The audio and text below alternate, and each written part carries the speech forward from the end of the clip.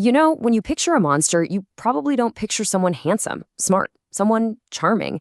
But that's exactly what Ted Bundy was. And behind that smile was one of the most prolific serial killers in American history. Today, we're going to try and figure out how he hid in plain sight for so long. Right? I mean, that's the big question, isn't it? The one that just gets under your skin. This guy wasn't some ghoul hiding in the shadows. He was your neighbor, the guy you'd see at the grocery store, a promising law student. So how does someone like that become a monster? That's what we're really going to dive into. And this right here, this is what people call the Bundy paradox. To the world, he was the whole package. Intelligent, handsome, charismatic. The kind of guy people are just drawn to. But that whole persona, it was a mask. A really, really good one. Underneath it was something else entirely. A predator, whose secret life was just pure horror. Okay, so to really get our heads around this, we have to push past the legend, the myth, and just look at the facts. Let's break it down. Who really was Ted Bundy? All right, let's just lay out the basic facts here. Theodore Robert Bundy. His crime spree was shockingly short, really, just about 4 years. But in that time, he did an incredible amount of damage. He confessed to killing over 30 people. 30! And honestly, everyone believes the real number is probably way, way higher than that. See, Bundy's greatest weapon wasn't a knife or a crowbar. It was his ability to manipulate people. He knew how to exploit our basic human decency, our instincts to help someone. He'd put his arm in a sling and ask for help with his books. He'd pretend to be a cop. He preyed on kindness.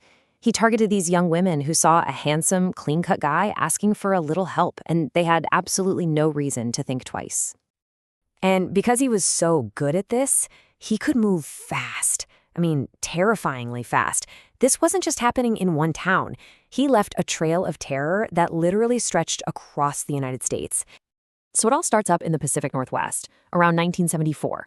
Women just start disappearing from college campuses in Washington and Oregon. Then there's this one absolutely awful day at Lake Sammamish State Park, where 2 women vanish in broad daylight. After that, Bundy moves to Utah to go to law school, and guess what? The disappearances start there too. But, and this is huge, he messes up. A young woman named Carol Dalrunch actually escapes his car. And just like that, for the first time, there's someone alive who can point a finger right at him. And you know what's so unbelievably chilling about that Lake Sammamish attack? Witnesses said the man introduced himself as Ted. Just Ted. He used his real name. The sheer arrogance of that is just mind-blowing. It shows you he really, truly believed he was smarter than everyone else and would never, ever get caught. Well, his luck did run out, for a little while anyway. They caught him. But the thing is, they just couldn't hold him. What happens next is straight out of a movie. 2 insane escapes that unleashes his absolute final and most brutal rampage. Seriously, you couldn't make this stuff up. First escape, he's in a courthouse in Colorado, acting as his own lawyer, and he just jumps out of a 2nd-story law library window. Gone. They catch him after 6 days. So what does he do? He escapes again. This time, he loses a bunch of weight, saws a hole in his cell ceiling, climbs through the crawl space, and just walks out the front door. Next stop, Florida. And when he gets to Florida, all bets are off. His rage just completely boils over. In one single night, he breaks into the Chi Omega sorority house at Florida State. He kills 2 young women and savagely attacks 2 more. The level of violence was so extreme, it even horrified the most hardened detectives. And just when you think it can't get any worse, it does. Only a few weeks later, he commits his final and maybe most despicable crime. He abducts and murders a 12-year-old girl, Kimberly Leach. It was just a heartbreaking end to this horrifying cross-country spree. But that was it. His time on the run was over for good. The final act of this whole tragedy wasn't going to happen in the dark, though. Oh no. It was going to play out on national television in a courtroom, where that charming mask was finally going to be torn off in front of everybody. His luck totally ran out in February of '78. A cop in Pensacola, Florida, just spots a sketchy-looking car, pulls it over, and that was that. The biggest manhunt in the country was over, just like that. And then the story gets even weirder, if you can believe it.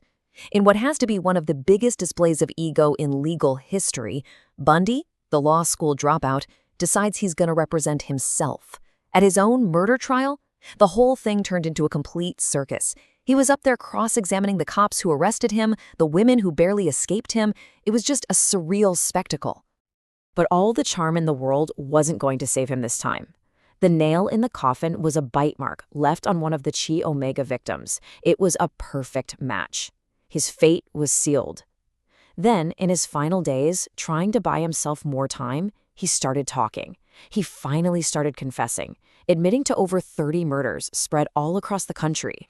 I mean, the confessions were horrifying. They painted this unbelievable picture of what he'd done, but they didn't really give anyone the why. There were no real answers. All that was left was for justice to be served, and for everyone to grapple with the legacy of what he'd done. And so, on January 24th, 1989, Theodore Robert Bundy was executed in the electric chair. The man who had cast such a dark shadow over the entire country for years was gone. And you know what was happening outside the prison? A party. Hundreds of people gathered. They were setting off fireworks, they were cheering, chanting. It was this huge public celebration. This wasn't just about an execution. For so many people, it was this massive sigh of relief. The nightmare was finally over. So that leaves us with one last, really unsettling thought, doesn't it? The lesson of Ted Bundy is that monsters don't always look like monsters. Sometimes they look like the handsome, charming guy next door. And his story really makes you wonder, makes you ask that terrifying question: what kind of darkness can be hiding right there, in plain sight, behind a friendly smile?